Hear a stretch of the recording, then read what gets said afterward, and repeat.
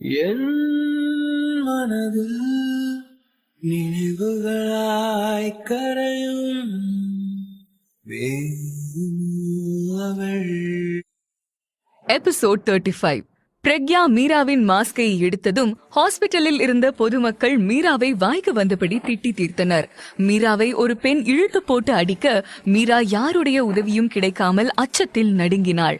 மீரா அசிங்கப்படுவதை பார்த்த பிரக்யா சந்தோஷப்பட்டாள். தனக்கு இத்தனை வருஷமாக அவள் செய்த கொடுமைகளுக்கு இன்று பழி வாங்கியதாக நினைத்தாள். அவளை விட்டு அங்கிருந்து நகர்ந்த பிரக்யா, என் கூட அன்னைக்கு யார் இருந்தான்னு மீராவுக்கு மட்டும்தான் தெரியும். அவகிட்ட எப்படி கேக்குறது? அப்படி அவளை நான் கண்டுபிடிச்சிட்டா என்ன அவன் ஏத்துப்பானா? அவனாலதான் நான் பிரெக்னென்ட் ஆனேன்னு சொல்லணும் என நினைத்தாள். அதற்குள் அந்த கூட்டத்தில் இருந்து மீரா தப்பி ஓடினாள். இங்கே பிரக்யா வேலையில் கவனம் செலுத்தினாள். திடீரென பிரக்யாவுக்கு ரகுராமிடம் பொருத்திய GPS நினைவுக்கு வந்தது. அதை எடுத்து ரகுராம் இருக்கும் லொகேஷனை பார்த்தாள். அதில் ரகுராம் சீக்கிரமே அவன் ஆபீஸில் இருந்து வெளியேறியதை காட்டியது. அதை பார்த்த பிரக்யா, இவ்வளவு சீக்கிரம் இவர் ஏன் வெளியே போகணும் என்று நினைத்தாள். ரகுராமின் GPSஐ பிரக்யா ட்ராக் செய்ததில் அவர் பீச் ரெசார்ட்டிற்கு அவசரமாக சென்றதும் அங்கு ரூம் நம்பர் 209 இருப்பதும் தெரிய வந்தது. ரகுராம் சென்ற இடம் தவறான நபர்கள் பெண்களை அழைத்து வரும் இடமாக இருந்தது. அதை தெரிந்து கொண்ட பிரக்யா ரகுராம் ஏதோ தவறு செய்வதை தெரிந்து கொண்டாள். ரகுராம், எனக்கு கிடைச்ச இந்த வாய்ப்பை நான் மிஸ் பண்ண மாட்டேன். உன்னை பழி வாங்க இப்பவே வர என்றவள் அடுத்த 10 நிமிடங்களில் அங்கிருந்தாள். பீச் ரெசார்ட்டிற்குள் பிரக்யா சென்றதும் அவளை 2 பவுன்சர்ஸ் தடுத்தனர். அதில் ஒருவன், மேடம், இன்விடேஷன் இருக்கா? Will you show me please என்றான். அதை கேட்ட பிரக்யா, ஓ, இங்க வரணும்னா இன்விடேஷன் வேணுமா? இப்ப எப்படி உள்ள போறதுன்னு யோசிக்க மற்றொரு பவுன்சர் பிரக்யாவை பார்த்து, மேடம், நீங்க வேலை தேடிதானே வந்திருக்கீங்க என்றான். அதை கேட்ட பிரக்யா ஆமாம் என தலையாட்ட உடனே அவர்கள் அவளின் டீடைல்ஸை வாங்கிக் கொண்டு உள்ளே அனுமதித்தனர். நேராக 2வது தளத்துக்கு சென்ற பிரக்யா ரகுராம் இருக்கும் 209 ரூமுக்கு சென்றாள். அந்த ரூம் லாக் ஆகி இருக்க அதுக்கு பக்கத்தில் இருக்கும் 210 ரூம் ஓபனில் இருந்தது. உடனே உள்ளே சென்றாள் பிரக்யா. அங்கு ஒரு வேலைக்கார பெண் ரூமை கிளீன் செய்து கொண்டிருந்தாள். அவர் பிரக்யாவை பார்த்ததும், இப்பதான் ஒருத்தங்க போனாங்க, அதுக்குள்ள வந்துட்டீங்களா? கொஞ்சம் வெயிட் பண்ணுங்க, ரூம் கிளீன் பண்ணிடுறேன், அப்புறம் உங்க வேலையை பாருங்க என எரிச்சலுடன் சொன்னவள், பணத்துக்காக இந்த வயசுலே தப்பு பண்ண வந்துடுறாளுங்க, நல்லாதான் இருக்காளுங்க, வேலை செஞ்சு வாழ்ந்தா என்ன என திட்டினாள். அதை காதில் வாங்கினாலும் பிரக்யா கண்டு கொள்ளவில்லை. அவளின் கவனம் ரகுராம் மீது இருந்தது. அந்த பணிப்பெண் சென்றதும் அறையை லாக் செய்த பிரக்யா பால்கனி கதவை திறந்து அந்த பக்கம் சென்று பார்த்தாள். அதிர்ஷ்டவசமாக ரகுராம் இருக்கும் 209 அறைக்கும் பிரக்யா இருக்கும் 210 அறைக்கும் 1 இன்ச் கேப் தான் இருந்தது. ரகுராம் பால்கனி கதவை லாக் செய்ய மறந்துள்ளான். அதை பார்த்த பிரக்யா அந்த 1 இன்ச் கேப் வழியாக ரகுராம் இருக்கும் பால்கனிக்கு சென்று அங்கு கதவுக்கு பின்னால் ஒளிந்து கொண்டு உள்ளே என்ன நடக்கிறது என்பதை பார்த்தாள். பாத்ரூமில் ரகுராம் குளிக்கும் சத்தம் அவளுக்கு கேட்டது. கொஞ்ச நேரத்தில் அறைக்குள் அரைகுறை ஆடைகளுடன் ஒரு பெண் வந்தாள். வந்தவள் நேராக ரகுராம் குளிக்கும் பாத்ரூம் கதவை தட்டினாள். வந்த பெண்ணோ, ஐ எம் ஹியர் என்றாள். உடனே சந்தோஷத்தில் குதித்த ரகுராம், ஹாய் டீனா, வெல்கம், வெயிட் பேபி என்றவர் டவலை மட்டும் கட்டிக்கொண்டு வெளியே வந்தார். அதை பார்த்த பிரக்யா அங்கு ஏதோ நடக்க போவதாக நினைத்து தனது போனில் கேமராவை ஆன் செய்தாள். பாத்ரூமில் இருந்து வெளியே வந்த ரகுராம் டீனாவை கட்டிப்பிடித்து முத்தமிட்டார். அதை பார்த்து அதிர்ச்சியான பிரக்யா, சீ, இந்த வயசுல இவ்வளவு கேவலமாவா என நினைத்து முகம் சுழித்தாள். ரகுராமை தள்ளிவிட்ட டீனா, நான் கொஞ்சம் பேசணும் என்றாள். அதற்கு ரகுராம், கம் ஆன் பேபி, நான் நல்ல மூட்ல இருக்கேன், உன் ட்ரெஸ் கழட்டு, அப்புறம் பேசிக்கலாம் என அவளை கட்டிப்பிடிக்க சென்றார். ரகுராமை தள்ளிவிட்ட டீனா, நான் இன்னைக்கு உங்க கூட பெட் ஷேர் பண்ண வரல, எனக்கு நீங்க பண்ண ப்ராமிஸ் என்னாச்சு என்றாள். ரகுராம் ஒன்றும் புரியாததை போல், என்ன ப்ராமிஸ் என்றார். அவரின் கேள்வியால் கடுப்பான டீனா, அதுக்குள்ள மறந்துட்டீங்களா, ஞாபகப்படுத்துறேன் என்றவள், 1 இயர்க்கு முன்னாடி ஆபீஸ்ல என் கூட ஜாலியா இருந்தீங்க, என் வாழ்க்கைய நாசமாக்குனதால உங்க மேல போலீஸ் கம்ப்ளைண்ட் கொடுக்க போறேன்னு நான் சொன்னேன். அதுக்கு என்ன நீங்க லவ் பண்றேன்னு சொன்னது மட்டும் இல்லாம அந்த சுதாவை டிவோர்ஸ் பண்ணிட்டு என்ன மேரேஜ் பண்ணிக்கிறேன்னு சொன்னீங்க. 1 இயர் டைம் கேட்டீங்க, இப்போ 1 இயர் ஆயிடுச்சு என்றாள். அதை கேட்டதும் ரகுராமிற்கு வியர்த்தது. இருந்தாலும் டீனாவை சமாளிக்க முயன்ற அவர், லிசன் டீனா, நீ சொல்றது போல ஈஸியா சுதாவை நான் டிவோர்ஸ் பண்ணிட முடியாது. என் கம்பெனில அவ லீகல் பார்ட்னரா இருக்கா. அவளை நான் டிவோர்ஸ் பண்ணா என்னோட கம்பெனி சொத்துன்னு எல்லாத்துலயும் அவளுக்கு நான் நஷ்ட ஈடா தரணும். அதனால நமக்கு தான் லாஸ். அந்த சுதாவை என்னோட பணத்துக்காக தான் வச்சிட்டு இருக்கேன். அவ மேல எனக்கு லவ் இல்ல, நான் லவ் பண்றது உன்னதான் என்றார். ரகுராமின் பேச்சை நம்பாத டீனா, இந்த காரணம் எனக்கு தேவையில்ல. அன்னைக்கு சுதாவால என்ன பிரச்சனை வந்தாலும் நான் ஃபேஸ் பண்ணிப்பேன்னு நீங்க சொன்னீங்க, இப்ப இப்படி பேசுறீங்க என்றாள். டீனா சமாதானமாகாததால் அவளின் ஆசையை தூண்ட முயன்ற ரகுராம், இங்க பாரு டீனா, எனக்கு நிறைய சொத்து இருக்கு. உனக்கு தனியா ஒரு பங்களா கட்டி தரேன், மாசம் மாசம் பணமும் தரேன், உனக்கு சொந்தமா காரு வீடு எல்லாமே தரேன். டிவோர்ஸ் பத்தி மட்டும் பேசாத என்றார். ரகுராமின் வார்த்தையை கேட்டு கண்களை விரித்த டீனா, நிஜமாவே எனக்கு வீடு கட்டி தருவீங்களா என கேட்டாள். ஆமாம் என அவர் தலையாட்ட இருவரும் ஒருவரை ஒருவர் முத்தமிட்டு கொண்டனர். இதையெல்லாம் கேட்டுக்கொண்டிருந்த பிரக்யா, ரகுராம் நீ இவ்ளோ மோசமானவனா? உன்னோட பொண்ணு வயசு இருக்கும், அவ கூட தப்பு பண்ற. உன் ஆபீஸ்ல செக்ரட்டரியா இருந்த பொண்ணையே ஏமாத்துறியே என நினைத்தவள் ரகுராமின் லீலைகளை பார்க்க முடியாமல் முகத்தை திருப்பிக் கொண்டாள். தன் மொபைலில் எடுத்த வீடியோவை உடனே சுதாவுக்கு அனுப்பிய பிரக்யா லொகேஷனையும் அனுப்பினாள். மேலும் உடனே வந்தால் இருவரையும் பிடித்து விடலாம் என கூறியிருந்தாள். தன் மொபைலில் வந்த வீடியோவை பார்த்த சுதா கோபத்தின் உச்சிக்கே சென்றாள். நேராக பிரக்யா அனுப்பியிருந்த லொகேஷனுக்கு சுதா கிளம்பினாள். இங்கே ரகுராம் டீனாவுடன் ஜாலியாக இருந்தார். திடீரென அந்த அறையின் கதவு பளார் என்ற சத்தத்துடன் திறந்தது.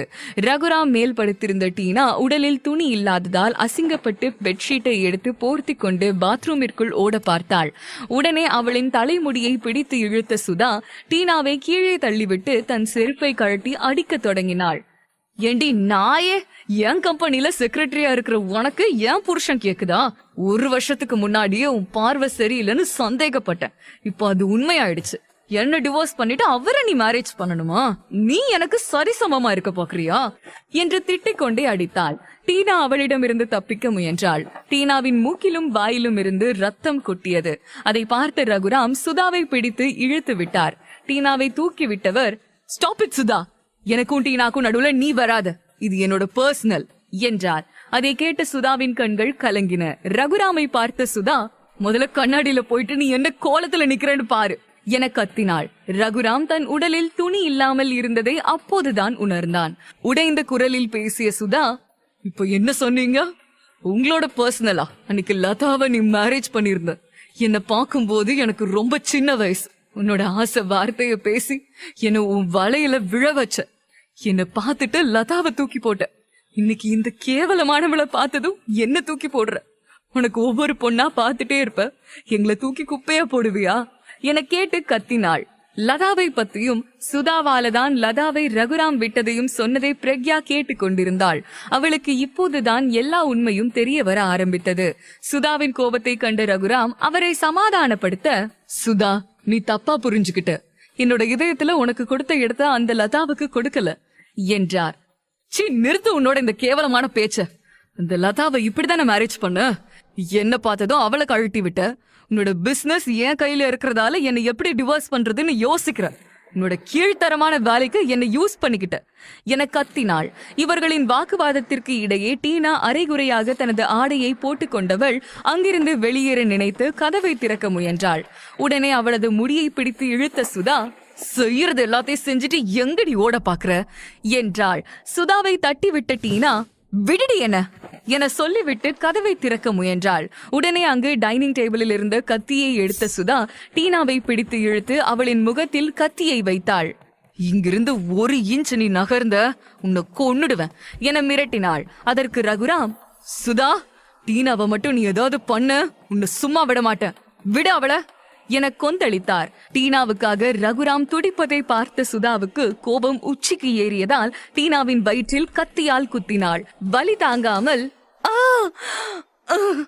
என கத்திய டீனா கீழே சரிந்து மயங்கினாள். அவளை தன் மடியில் படுக்க வைத்த ரகுராம், எழுந்திரு டீனா, என்னை ஏமாத்தாத, கண்ணு தர என அழுதார். டீனாவின் வயிற்றிலிருந்து கொட்டிய ரத்தம் ரகுராமின் கைகளை நனைத்தது. டீனா ரத்த வெள்ளத்தில் மிதந்தாள். அதை பார்த்த சுதா அச்சத்தில், நான் கொலை பண்ணிட்டேனா? உன்னால இப்ப கொலைகாரியா மாறிட்ட, நீ என்னை ஏமாத்திட்ட ரகுராம் என புலம்பினாள். டீனா ரத்த வெள்ளத்தில் கிடப்பதை பால்கனி கதவுக்கு பின்னால் இருந்து பார்த்த பிரக்யா அவள் உயிரை காப்பாற்ற நினைத்தாள்.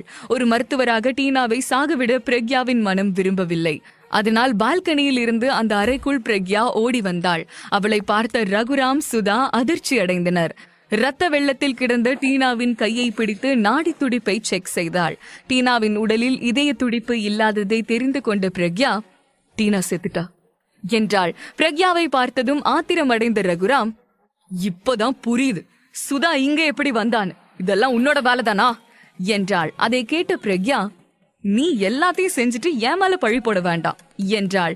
பிரக்யாவை கொல்லும் கோபத்தில் இருந்த ரகுராம், உன்னாலதான் என் கம்பெனியோட ப்ராஜெக்ட் போச்சு, என் பொண்ணு மீரா சஞ்சீவ் மேரேஜ் நின்னுச்சு, அவளோட வீடியோவை வெளிப்படுத்தி அசிங்கப்படுத்தின, இப்ப என்னையும் சுதாவையும் பிரிச்சுட்ட, எனக்காக இருந்த டீனாவையும் கொலை பண்ண வச்சுட்ட, சுதாவும் ஜெயிலுக்கு போக போறா, உன்னால இன்னும் என்னெல்லாம் எனக்கு கெட்டது நடக்கணும், இன்னும் உனக்கு பழி வாங்குற புத்தி போகலையா என கத்தி அழுதார். பிரக்யாவின் கண்களில் வலி தெரிந்தது.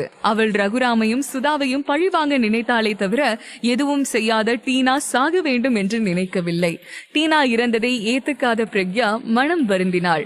ரகுராமை பார்த்த பிரக்யா, எஸ், உன் குடும்பத்தையே பழி வாங்கதான் நான் செஞ்சேன், நீயும் சுதாவும் நிம்மதியா இருக்க கூடாது, இங்க 2 பேரும் பண்ண பாவத்துக்கு வாழ்றதை விட சாகிறதே மேல் என்றாள். அதை கேட்ட ரகுராம், சீ வாய மூடிடி, உன்னாலதான் இன்னைக்கு டீனா செத்துட்டா, இவளோட சாவுக்கு உன்னை நான் பழி வாங்காம விட மாட்டேன் என்று கத்திக்கொண்டே சுதா கையில் கத்தியை பிடுங்கிக் கொண்டு பிரக்யாவை நோக்கி நடந்தார். உன்னை உயிரோட விடக்கூடாது, உன்னை இங்கேயே கொன்னு புதைச்சிடுற என்ற ரகுராம் பிரக்யாவை குத்த கை ஓங்கினார். அதை கண்டு பயப்படாத பிரக்யா தன்னோட ஹேண்ட்பேக்கில் இருந்த ஊசியை எடுத்தாள். தன்னை ரகுராம் குத்த வந்த போது குனிந்தவள் நிமிர்ந்து அவரின் கழுத்தில் அந்த ஊசியை போட்டாள். அடுத்த நொடி ரகுராமால் அசைய முடியவில்லை, அவர் சிலையாக நின்றார். பிரக்யா இப்படி தன்னை அட்டாக் செய்ததை ஏற்றுக்கொள்ள முடியாத ரகுராம் அங்கிருந்து நகர முயன்றான். அது நடக்கவில்லை. உடனே, நான் உன்னோட அப்பா, அது மறந்துட்டு என்ன நீ கொல்ல பாக்குறியா என்றான். அதை கேட்ட பிரக்யா, உன்னை போல ஒரு கேவலமான ஆளை பார்த்ததே இல்ல, நீ என்னோட அப்பா இல்ல என்றாள். அதை கேட்ட அதிர்ச்சியான ரகுராம், அது எப்படி உனக்கு தெரியும் என்றார்.